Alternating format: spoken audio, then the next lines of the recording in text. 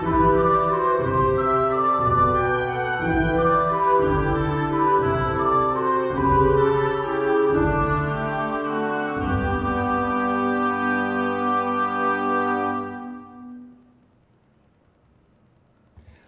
minha amiga, olá, meu amigo, bem-vindos a mais um episódio onde estudamos o Evangelho segundo o Espiritismo. Nós estamos finalizando, chegamos ao final do capítulo 7º, Bem-aventurados os pobres de espírito, não é?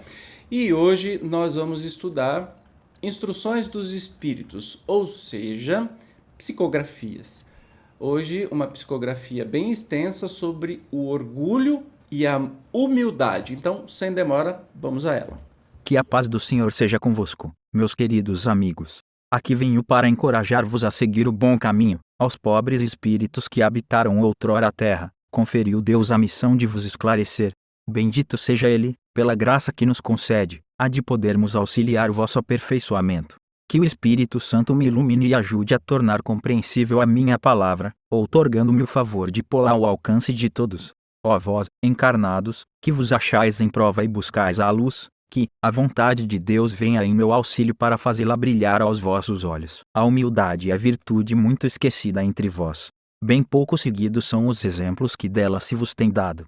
Entretanto, sem humildade, podeis ser caridosos com o vosso próximo?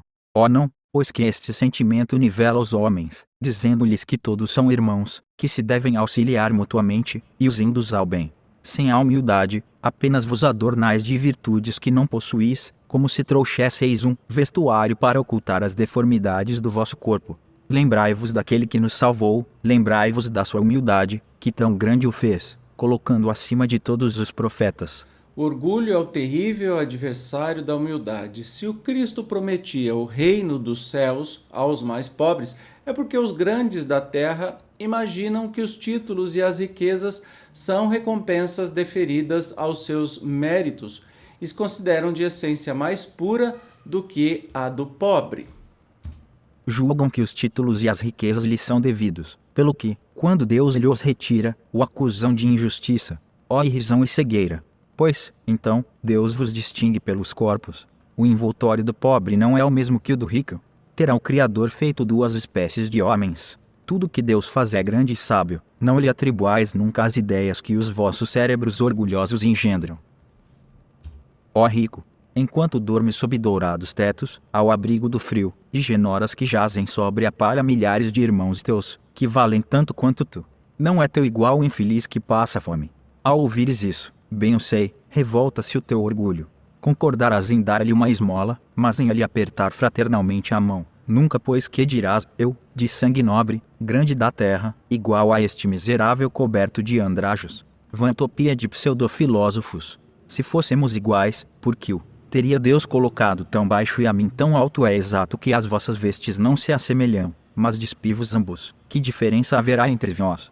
A nobreza do sangue, dirás, a química, porém, ainda nenhuma diferença descobriu entre o sangue de um grão-senhor e o de um plebeu, entre o do senhor e o do escravo. Quem te garante que também tu já não tenhas sido miserável e desgraçado como ele? Que também não hajas pedido esmola? Que não a pedirás um dia a esse mesmo a quem hoje desprezas? São eternas as riquezas? Não desaparecem quando se extingue o corpo, envoltório perecível do teu espírito. Lança sobre ti um pouco de humildade. Põe os olhos, afinal, na realidade das coisas deste mundo, sobre o que dá lugar ao engrandecimento e ao rebaixamento no outro. Lembra-te de que a morte não te poupará, como a nenhum homem, que os teus títulos não te preservarão do seu golpe, que ela te poderá ferir amanhã, hoje, a qualquer hora. Se te enterras no teu orgulho, quanto então te lamento, pois, bem digno de compaixão serás. Orgulhosos, que ereis antes de serdes nobres e poderosos, talvez estivesseis abaixo do último dos vossos criados. Curvai, portanto, as vossas frontes altaneiras, que Deus pode fazer se abaixem, justo no momento em que mais as elevardes. Na balança divina, são iguais todos os homens, só as virtudes os distinguem aos olhos de Deus. São da mesma essência todos os espíritos e formados de igual massa todos os corpos. Em nada os modificam os vossos títulos e os vossos nomes. Eles permanecerão no túmulo e de modo nenhum contribuirão para que gozeis da ventura dos eleitos. Estes, na caridade e na humildade, é que têm seus títulos de nobreza. Pobre criatura és, mãe, teus filhos sofrem, sentem frio, têm fome, e tu vais, curvada ao peso da tua cruz, humilhar-te, para lhes conseguires um pedaço de pão. Ó, inclino-me diante de ti. Quão nobremente santa és e quão grande aos meus olhos. Espera e ora, a felicidade ainda não é deste mundo. Aos pobres oprimidos que nele confiam, concede Deus o reino dos céus. E tu, donzela, pobre criança lançada ao trabalho, às privações, por que esses tristes pensamentos? Por que choras? Dirige a Deus, piedoso e sereno, o teu olhar, ele dá alimento aos passarinhos, tem-lhe confiança, ele não te abandonará.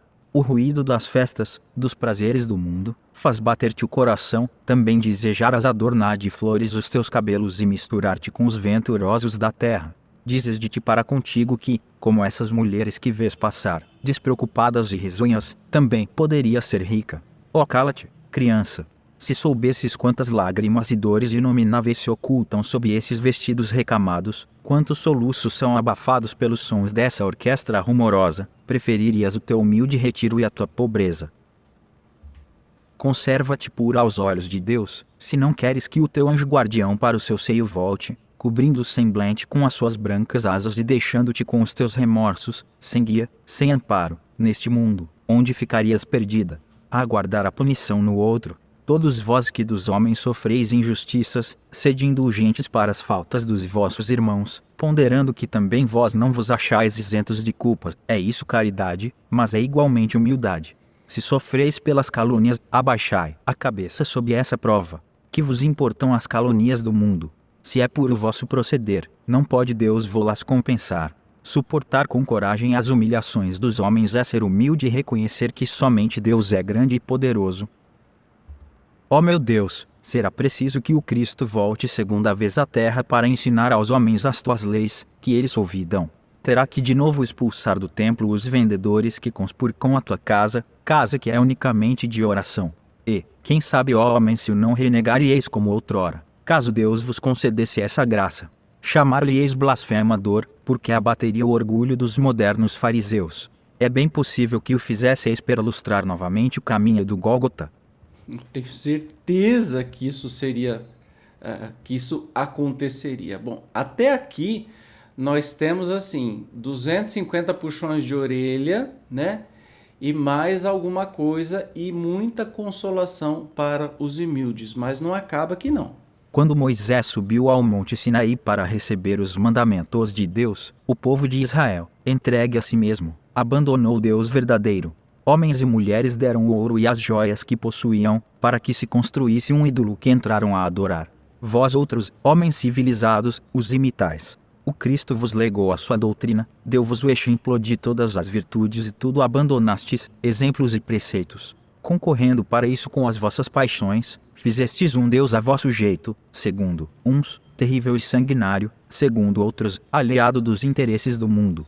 O Deus que fabricastes é ainda o bezerro de ouro que cada um adapta aos seus gostos e às suas ideias. Despertai, meus irmãos, meus amigos, que a voz dos Espíritos ecoe nos vossos corações. Sede generosos e caridosos, sem ostentação, isto é, fazei o bem com humildade. Que cada um proceda pouco a pouco à demolição dos altares que todos ergueram ao orgulho.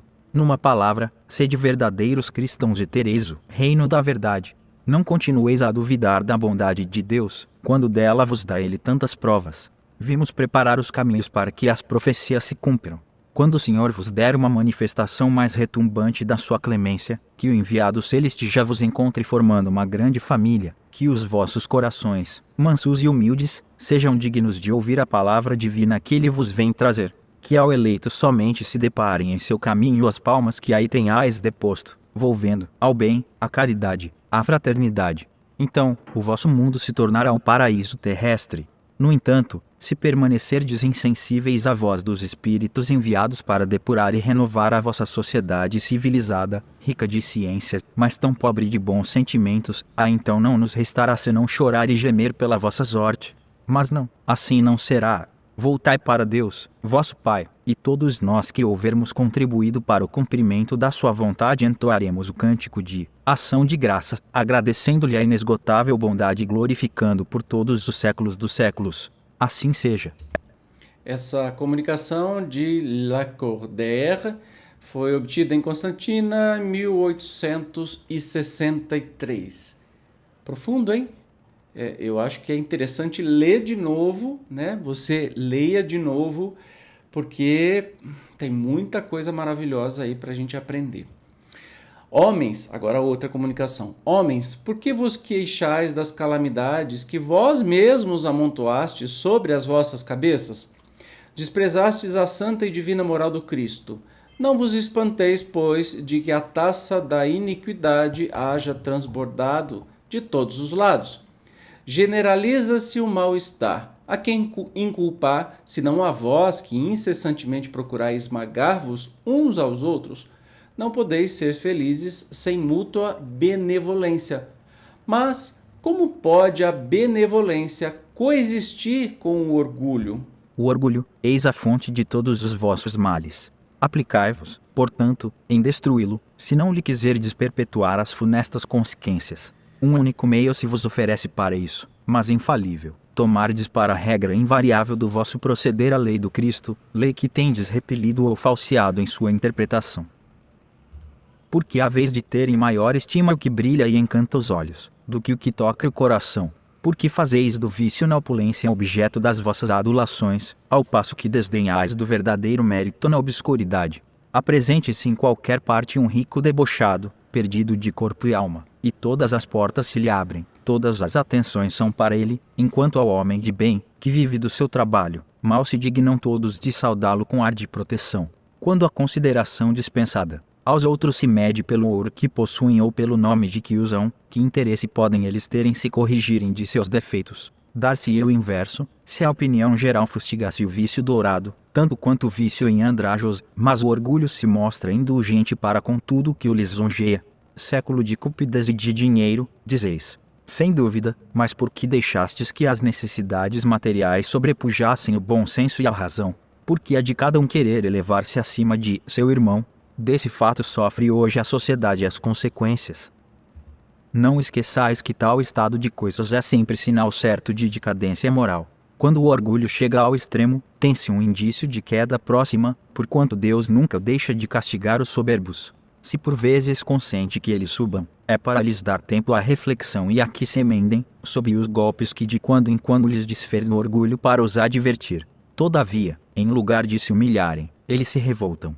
Então, cheia medida, Deus os abate completamente e tanto mais horrível lhes é a queda, quanto mais alto hajam subido. Pobre raça humana, cujo egoísmo corrompeu todas as sendas, toma novamente coragem. Apesar de tudo, em sua misericórdia infinita, Deus te envia poderoso remédio para os teus males, um inesperado socorro à tua miséria. Abre os olhos à luz, aqui estão as almas dos que já não vivem na terra e que te vêm chamar ao cumprimento dos deveres reais. Eles te dirão, com a autoridade da experiência, quanto as vaidades e as grandezas da vossa passageira existência são mesquinhas à par da eternidade. Dir-te-ão que lá o maior é aquele que haja sido mais humilde entre os pequenos deste mundo, que aquele que mais amou seus irmãos será também o mais amado no céu, que os poderosos da terra, se abusaram da sua autoridade, ver-se-ão reduzidos a obedecer aos seus servos, que finalmente a humildade e a caridade, irmãs que andam sempre de mãos dadas, são os meios mais eficazes de se obter graça diante do Eterno. Essa comunicação é de Adolfo, bispo de Argel, obtida em Marmande, em 1862. Gente, que pancadaria, hein? Meu Deus do céu!